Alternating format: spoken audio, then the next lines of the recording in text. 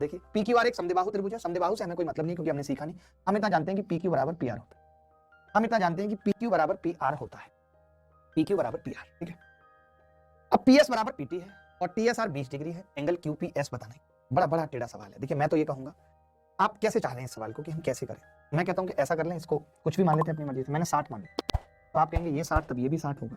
क्यों होगा ये 60? क्योंकि पी क्यू और क्यू आर बराबर। आपने कहा ये 60 है और ये 20 है मास्टर, ये 80 होगा। होगा 80। कहीं से शुरू कर लो, जो एंगल पूछा है उसे छोड़ के कहीं से शुरू कर लो, जो एंगल पूछा है उसे छोड़ के कहीं से शुरू कर लो, ठीक है।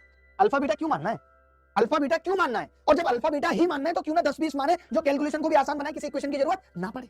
बिल्कुल देखो, मैंने कहा ये 80 है और ये भुजाएं बराबर हैं आपस में, पी एस बराबर पीटी है, तो ये 80, ये भी कितना होगा, ये भी 80 होगा, 80 80।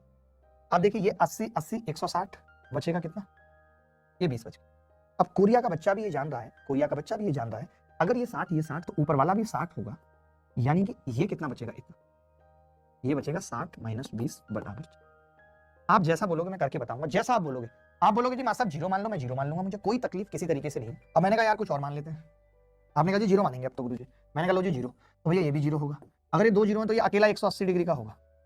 आपने कहा ये 0, ये 20 तो ये 20 होगा, मैंने कहा ये भी 20 होगा।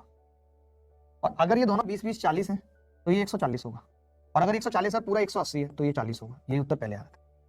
बताओ, आप बताओ, 0 मान के कर लो, 60 मान के कर लो, जैसे मर्जी आपकी, आप करना चाहो कर लो भैया, लेकिन सवाल का उत्तर नहीं बदलेगा, और बदल गया तो वो उत्तर नहीं।